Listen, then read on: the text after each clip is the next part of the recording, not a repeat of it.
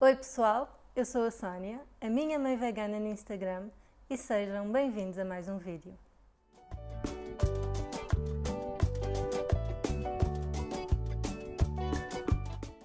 No vídeo de hoje vou-vos contar como correu o meu parto e achei que era giro começar por vos mostrar alguns snaps e vídeos que eu fui fazendo para enviar à família e aos amigos e mostrar-vos também a famosa pizza que eu comi quando fugi do hospital de catéter na mão para ir à pizzaria.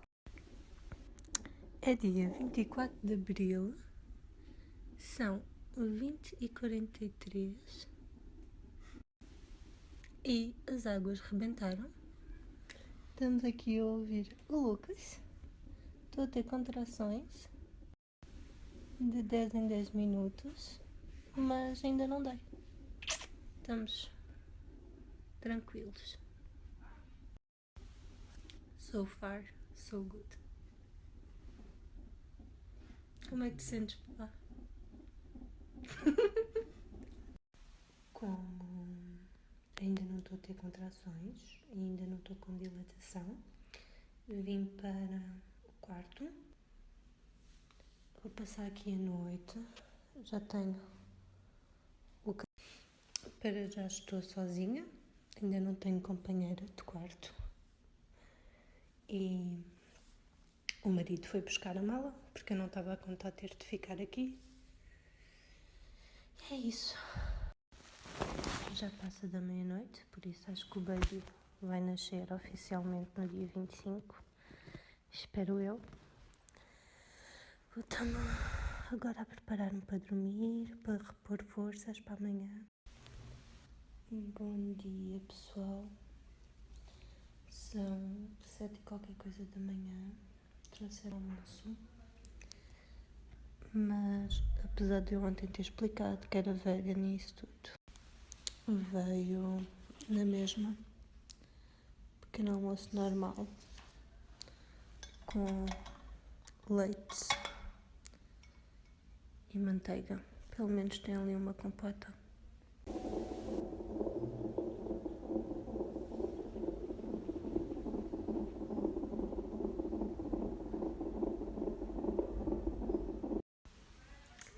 Continuamos bem, tudo tranquilo. São 3h30 do dia 25. Continuamos sem comida. Vegan. Pode ser que para o jantar já tenha.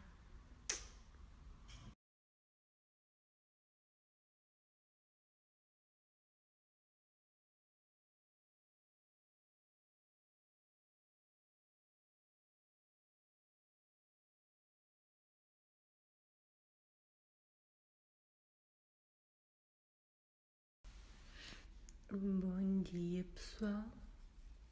São 7h30 do dia 26. Este bebê não quer nascer. Tenho cerca de 3 horas. Comecei a entrar em trabalho de parto a sério, ou então vai ser induzido. A sério, como quem diz, né? Porque eu tenho tido contrações. Não são fortes o suficiente, nem são ritmadas o suficiente. Então isto tem de acelerar. Então, induzem. Induzem porque já vai fazer 48 horas desde que a bolsa arrebentou e não pode ter mais tempo. Depois deste último vídeo, fui tomar o pequeno almoço, fui caminhar um pouco, até que se passaram as 48 horas após eu ter detectado a primeira fuga de líquido. Então voltei a ser examinada, porque controlávamos várias vezes o bebê e as contrações, e chegamos à conclusão que o parto teria de ser induzido. Isto porquê? Porque quando a bolsa rompe, ou há uma fissura, o que foi o meu caso, fica ali uma porta de entrada para micro-organismos e há o risco do bebê apanhar algum tipo de infecção. Então o protocolo é induzir o parto, se após as 48 horas o trabalho de parto não estiver iniciado por si só. E assim foi. Por volta das 9 e tal, desde a manhã, colocaram-me uma espécie de tampão com um medicamento qualquer para induzir as contrações. E eu tinha de ficar com esse tampão no mínimo umas 3, 4 horas, já não me lembro bem. Então colocaram, eu fui caminhar um pouco pelo jardim do hospital, mas passado uns 10, 15 minutos voltei para o quarto, porque também tinha de ir à casa de banho e já estava a ter contrações muito fortes. E quando fui fazer xixi, o meu corpo expulsa o tampão. Ou seja, eu só fiquei com aquilo uns 20, 30 minutos no máximo. Comecei logo a ver a minha vida andar para trás, porque a enfermeira já me tinha dito que se caso saísse, teríamos de colocar outro. E aquilo tinha doído horrores a colocar. Mas quando a enfermeira voltou para inserir outra vez o medicamento, eu disse-lhe que já estava a ter contrações bastante fortes. Então ela foi buscar um monitor para vermos e realmente confirmou que as contrações já estavam fortes e ritmadas. Então perguntou-me se eu queria voltar a colocar o medicamento ou se queria esperar. E aquela pergunta foi música para os meus ouvidos, né? Disse-lhe logo para esperarmos. E naquele momento foi como se voltasse a tomar controle da situação e do parto que sempre quis, porque na minha cabeça, e segundo algumas coisas que tinha lido, as contrações eram muito mais dolorosas quando havia indução, porque passávamos de estar bem, sem dores nenhumas, para ter muitas dores, tipo assim. E pronto, as contrações lá começaram, comecei logo a fazer os exercícios que a minha doula me tinha ensinado para fazer durante as contrações, para aliviar as dores. E passado mais ou menos uma hora, desci para a sala de parto. Quando cheguei à sala, fui examinada outra vez para ver quanto é que já tinha de dilatação e só tinha 1 centímetro. Eu fiquei, oh boy! Isto porquê? Porque eu achava que já devia ter muito mais de dilatação, porque tinha falado com uma amiga minha há pouco tempo que tinha acabado de ser mamã e ela disse-me que só tinha realmente começado a ter dores nas contrações por volta dos 5, 6 centímetros. E lá estava eu, apenas só com 1 centímetro de dilatação e já a sofrer horrores. Passou-se mais uma hora, sempre com contrações fortes e frequentes. Lembro-me de ter tipo 2 minutos, no máximo de 3, de descanso entre contrações. E fui examinada outra vez e nessa altura tinha 2 centímetros. Ou seja, eu estava a dilatar cerca de 1 centímetro por hora. Comecei logo a imaginar mais 8 horas daquela dor insuportável. Isto porque para o bebê nascer precisamos ter cerca de 10 centímetros de dilatação. E naquele momento a epidural parecia-me tão apelativa. E o marido, já cheio de pena de mim, dizia: "Oh amor, toma lá a epidural." E eu ali num debate comigo mesma: tomo, não tomo, não tomas, não tomas, não tomas, tu consegues, tu consegues. A minha sorte era que, para além de ter o apoio incondicional do meu marido, tinha também uma super enfermeira comigo. E ela dizia-me: tem calma, tu consegues, estás aí super bem, estás a fazer bem os exercícios, estás a respirar bem. E aqui a respiração é super importante. É como se fosse uma maratona. Se não respiras bem, ficas logo KO passado um bocadinho. E quando me perguntam como é que aguentei tanto tempo, qual foi o truque ou qual é a dica, eu digo sempre que é respirar. Parece super básico, não é? Mas há muita gente que não sabe respirar ou que quando sente dor simplesmente deixa de respirar. E não pode ser. Eu aprendi a respirar desde muito cedo, desde bebezinha, porque tinha muitas crises de falta de ar devido à minha bronquite asmática, então fazia muita ginástica respiratória.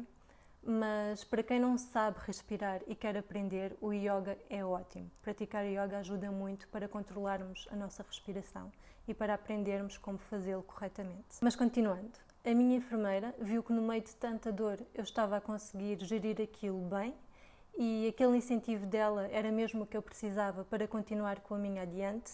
Eu pensava, se esta mulher que trabalha com isto, que vê tantas mulheres durante o seu dia, diz que eu consigo, eu consigo. Entretanto, ela sugeriu que eu fosse para a banheira, porque a água quente ia ajudar-me a relaxar e a aliviar a tensão muscular. E assim foi, eu fui para a banheira, fiquei lá cerca de 2 horas e pouco, ia sempre bebendo água e sumo de maçã para me manter hidratada, mas passado essa hora ela sugeriu-me que eu saísse, porque se ficasse lá muito mais tempo ia começar a sentir-me muito mole e fraquinha. Sabem quando ficam muito tempo dentro d'água, a fazer aqueles banhos de imersão e saem de lá tipo sonolentos, cansados? Era isso que me estava a acontecer e não podia ser, não é? Eu tinha de me manter com energia. Então saí, passei a cara por água fresca, bebi mais um bocadinho de sumo e lembro-me que por volta dessa altura ter perdido líquido outra vez. E o que me explicaram foi que a placenta tinha 2 membranas e só agora é que a segunda se tinha rompido. Daí eu também ter demorado tanto tempo a entrar em trabalho de parto. Voltámos a ver quanto é que tinha de dilatação tinha 6 centímetros, até que me disseram, bem, é agora ou nunca para a epidural, porque até chamar o anestesista, ele vir, dar a epidural, corremos o risco, se for muito mais tarde, dele dar a anestesia e não fazer o efeito desejado. Então eu olho para o marido e ele, ainda aguentas mais 4 horas disto? E eu, não. E ele, então toma amor. E eu, não quero. E no meio daquele debate, viram que eu estava a ficar desidratada, então meteram-me soro. E quando já estava perto dos 7 centímetros de dilatação, já mesmo a chegar ao meu limite, a enfermeira volta, santa enfermeira, e pergunta-me, olha, eu sei que tu não queres tomar nada, mas e se experimentássemos o gás? E eu, gás? Qual gás? Porque apesar de ter lido imensas coisas sobre o parto, não fazia ideia de que gás é que ela estava a falar. E ela explicou-me, o gás do riso. O gás não te vai anestesiar, nem tirar as dores, porque ela sabia que um dos meus medos era não sentir nada e depois não saber bem como fazer força e não conseguir ajudar o bebê a nascer. E ela explicou-me que o que o gás ia fazer era ajudar-me a relaxar entre as contrações e que bastava eu tirar a máscara e parar de respirar que o efeito passava imediatamente. Depois, mais tarde, fui pesquisar que gás era esse e chama-se protóxido de azoto e é uma mistura de 50% de azoto e 50% de oxigênio. E tenho-vos a dizer que esse gás foi a minha salvação. Como ela disse, eu continuei a sentir cada uma das contrações, mas entre contrações colocava a máscara, respirava o gás e ficava super relaxada, tranquila, meio que num mundo só meu. E sem dar por elas, passaram-se as últimas 3 horas de dilatação. Até que entramos na fase de expulsão. E passado mais de 10 horas de contrações e fadiga, fazer força para ter um bebê parece quase uma missão impossível. Mas lá arranjamos forças, não sei bem aonde. Demorou cerca de 45 minutos até o bebê se encaixar bem e até eu perceber como é que tinha de fazer, para onde canalizar a força. E depois vem aquela última parte, a parte de sair, onde parece que tudo se vai rasgar. E apesar de doer horrores, eu mesmo assim consegui sentir um alívio imenso por saber que estava quase a terminar. E assim foi, fiz 2 ou 3 vezes força e tinha o meu bebê cá fora. Olhei para o relógio e marcava 1h11 do dia 27 de abril. Como pedido, colocaram-o logo por cima de mim, fizemos pele com pele e ficámos a ouvir os batimentos da placenta.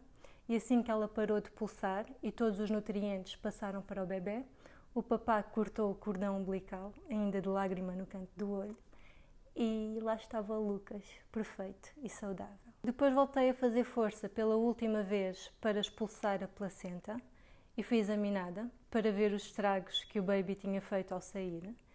E naquela altura a enfermeira ficou na dúvida se me dava 2 pontinhos ou se deixava a coisa assim. Ou seja, segundo ela, eu tinha um rasgão interno que poderia levar 2 pontos. Então ela perguntou-me o que é que fazíamos e eu disse logo, não, deixe estar, que o corpo cura-se sozinho. Doida da vida, né? Afinal, o que é que eu percebo sobre isso? O que eu queria era que não me mexessem mais, que me deixassem estar sossegada, não queria sentir mais dor. Mas ela lá concordou comigo e demos assim por terminado o trabalho de parto. E no próximo vídeo eu vou-vos contar como é que correu a minha recuperação e as 5 coisas que ninguém me avisou sobre o parto. Um beijo, espero que tenham gostado desta nossa partilha e até ao próximo vídeo.